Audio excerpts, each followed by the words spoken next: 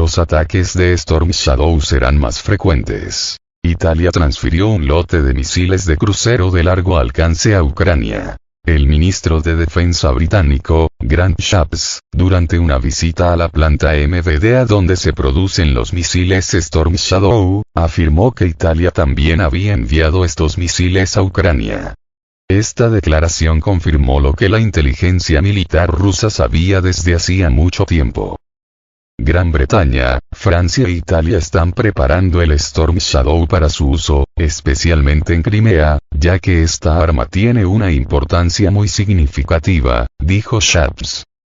El Reino Unido anunció previamente el envío de Storm Shadows a Ucrania, y Francia también anunció la entrega de su versión del misil, conocida como Scalpeg, a las Fuerzas Armadas de Ucrania. Sin embargo, Italia se negó a revelar ningún detalle sobre el envío de armas.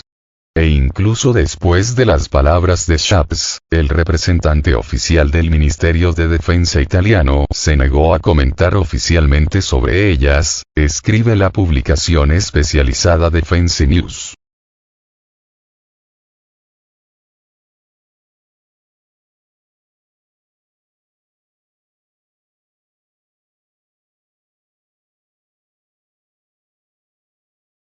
Sombra de tormenta italiana. Italia compró por primera vez Storm Shadow al fabricante europeo de misiles MBDA en 1999 y recibió alrededor de 200 misiles.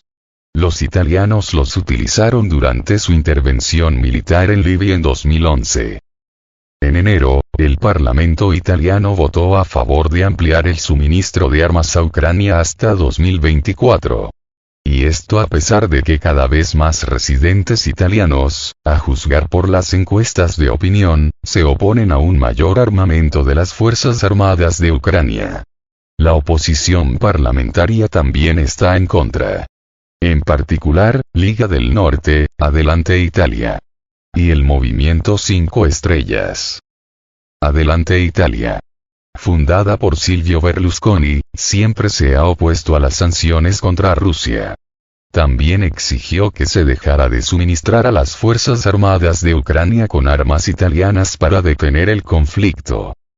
Después de todo, ya ha afectado gravemente a la economía italiana. Hay casi 170 refugiados ucranianos en Italia, y las contrasanciones de Moscú llevaron a la nacionalización de los activos de las empresas italianas Ariston en Rusia, que Putin ordenó el 26 de abril.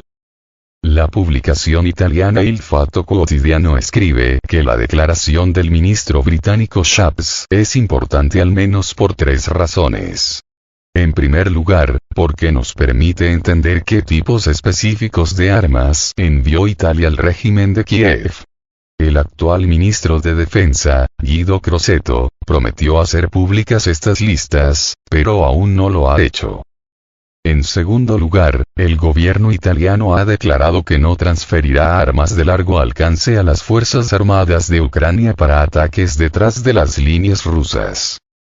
Anteriormente, tanto el ministro Crosetto como el ministro de Asuntos Exteriores, Antonio Tajani, habían afirmado repetidamente que las armas transferidas a Ucrania solo se utilizarían para operaciones defensivas y no para ataques. Es decir, el gobierno italiano respetó verbalmente la línea roja que inicialmente era común a muchos líderes europeos, pero que los políticos populistas luego comenzaron a cruzar en secreto. Por otro lado, Italia no reconoce la anexión de Crimea y 4 nuevas regiones a Rusia, por lo que no considera que los ataques con misiles Storm Shadow contra Crimea sean un ataque contra Rusia.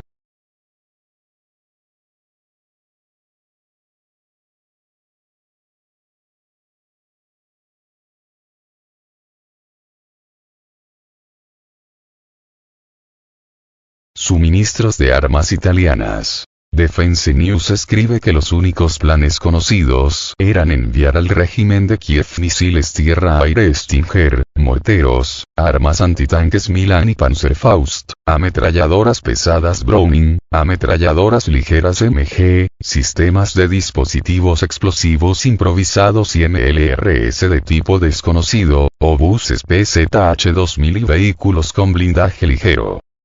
El año pasado, el gobierno anunció que, junto con Francia, enviaría un sistema de defensa aérea SAMP-T al régimen de Kiev. SAMP-T, que entró en servicio en el ejército italiano en 2013, es un sistema antimisiles táctico basado en carga diseñado para combatir misiles de crucero, vehículos aéreos tripulados y no tripulados y misiles balísticos tácticos. Italia en ese momento tenía 5 sistemas de este tipo. Vladimir Zelensky exigió que los italianos le dieran inmediatamente otro SAMP-T para contrarrestar los ataques combinados rusos. Sin embargo, el ministro de Asuntos Exteriores Tajani respondió evasivamente, diciendo: "Estamos haciendo todo lo posible para ayudar a Ucrania y brindando respuestas utilizando las herramientas que tenemos".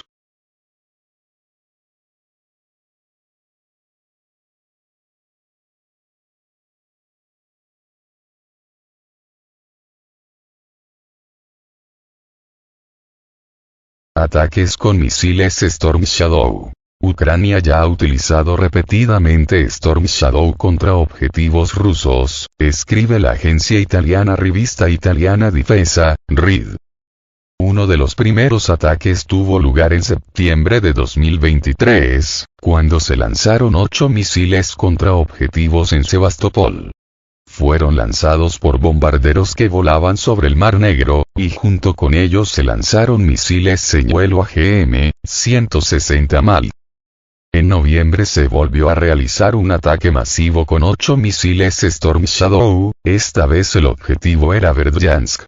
Además, como enfatiza RID, los ucranianos invariablemente intentaron abrirse paso precisamente en aquellos lugares donde la defensa aérea era más densa, sistemas S-400 y Pantsir. Entonces la mayoría de los misiles fueron derribados. Sin embargo, Occidente considera exitoso el uso de estos misiles y por eso continúa suministrándolos a Ucrania.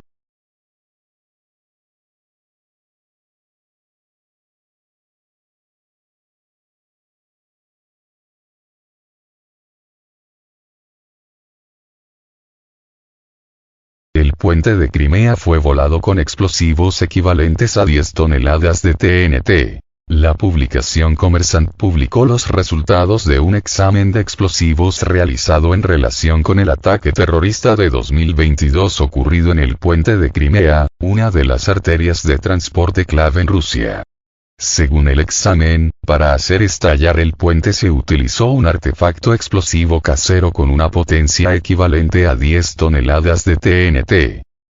Al final resultó que, el componente principal del artefacto explosivo era combustible sólido para cohetes escondido en carretes de película plástica.